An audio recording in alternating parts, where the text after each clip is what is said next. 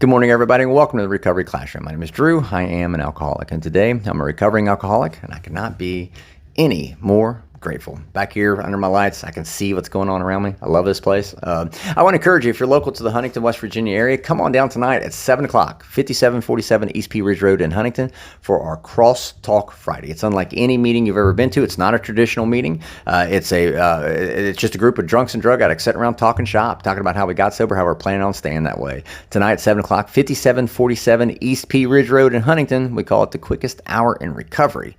Tonight at East Pea Ridge United Methodist Church. We'll see you there. I want to talk today about a topic that's near and dear to my heart, still very recent and fresh in my memory, and I'm glad it is. It's about that cycle of insanity. And if you've ever dealt with addiction, maybe a loved one in addiction, maybe yourself, you'll understand this. There's the definition, the generally accepted definition of insanity is doing the same thing over and over again and expecting different results. When I look at that, I can apply that to my own personal history. I can easily, without effort, apply that to my own personal history. We talked yesterday on how we have to take a history of ourself, right? That self-history, if you will. I remember at times whenever I was drinking and I knew it was becoming problematic. I just didn't want to admit it. My friends and family would come to me and say, "Hey, look, Drew, we think you might be having a problem." And I'm like, "Nope, I don't. I have a management problem. I have a discipline problem. I don't have a drinking problem.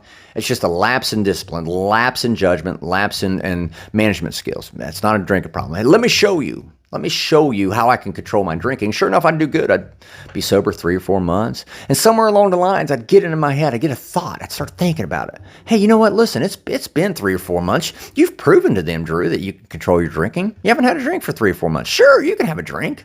You've proven to yourself, Drew, that you can control your drinking. You can have a drink. And sure enough, I'd take that first drink. And then like 4 weeks later, and an awful lot of money later, I'd wake up. It's like, how the hell did that happen? Whoa, I got to know this. Something went wrong. Let me try it again. This is what happened, or that's what happened. It was a stressful week, so let me try it again. And sure enough, I'd do it over. I'd start over. I'd get sober 3, 4 months, do good. And you know what? Hey, you've proven to them and yourself that you can control your drinking. Let's celebrate, or let's just relax. You had a stressful week. And again, I'd fall right back off the wagon. Time and again, I had proven that, but yet I still kept trying it. And I remember saying I'd stop for my family, I'd stop for my friends, I'd stop for my job, whatever. I had every reason in the world I'd want to stop. And whenever I made that vow to my friends, my family, to whoever, I meant it. But just a week later, hell, it's like somewhere along the lines, I started thinking again and I forgot about the vow that I made. And I couldn't understand it. How is it I kept going back to that same mindset? I would talk about, well, I'll stop next week. Next Monday, yep, I'll stop a little bit. And when Monday would show up, and by the time Monday showed up, well, shit, I was still good and drunk from the weekend, and I couldn't stop. How is it we can, crave or obsess over something that's killing us? I remember my doctor telling me, said, "Hey, look, you're probably not going to see 2022 if you don't make some serious changes in your life." My family watched my health physically deteriorate right in front of their eyes. I couldn't walk to my mailbox without being out of breath. I couldn't do simple, normal, basic human tasks because my weight had ballooned. I was suffocating myself. My blood work was all over the map. It's killing me. My liver, it's killing me. But yet, I obsessed about it. How is it possible that I'm obsessing over something that's killing me? I remember when I was a young kid, I had a little penny, and I was getting ready to stick it in a light socket. I was about 7 or 8 years old. My dad said, "Yeah, go ahead and stick it in the light socket, see what happens." And I did. Guess what? It about fucking killed me. You don't see me craving sticking a penny in a light socket, do you?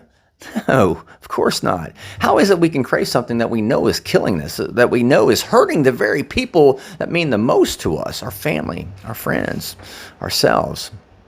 As I talked about yesterday, it's important for us to understand our history, understand where we came from and our past behaviors. I can look back and look at my past and analyze it, and now understand how my disease progressed. At first, I just went to drinking just to relax, maybe just to slow things down in my brain, maybe just celebrate. Maybe I had a stressful week or whatever, like I said. And then I started drinking because, well, hell, it was easier just to fit in. I didn't feel like I fit in anyway. So I started drinking because I wanted to fit in. And then I started drinking to numb the feeling. So I didn't feel because all my drinking up to the point of created all these problems I just didn't want to feel. I didn't want to have to deal with. So I started drinking to numb. And then I progressed to the point where I started drinking to punish myself. How could you allow this to happen? How could you get back here? You were just here last year, and now here you are again. You told yourself. I started drinking to punish myself. And then finally I progressed to the point where I just kept drinking because I didn't know how to stop. I want to encourage you today. There is a solution. There is a program out there. For me personally, it was the program of Alcoholics Anonymous. That was the only program that taught me about me, that allowed me to take a good hard look at myself and teach me about my patterns and my thinking patterns and my behavioral patterns, that taught me enough to where I learned to start loving myself rather than start and then keep hurting myself. And that was the key. There is a program. There is something out there for you. You just got to be open, willing, and honest about it in order to find it. So just keep trudging that road for sure. So with that being said, I'll let you guys go. Thank you guys for letting me come in and share 5 to 10 minutes of your day with you. This, you guys, absolutely keep me sober, and I cannot be any more appreciative. If there's a topic you'd like to hear discussed, drop it into the Recovery Classroom Facebook group Messenger page. Ooh, that's a lot. Drop it in, send it to us on Messenger to the Recovery Classroom. Me, myself, Deb, Drenda, there's a whole bunch of us on the back end. We'll take a look at it, see what we can do. We'll be talking again soon, guys. Remember, you can't get drunk if you don't take that first drink.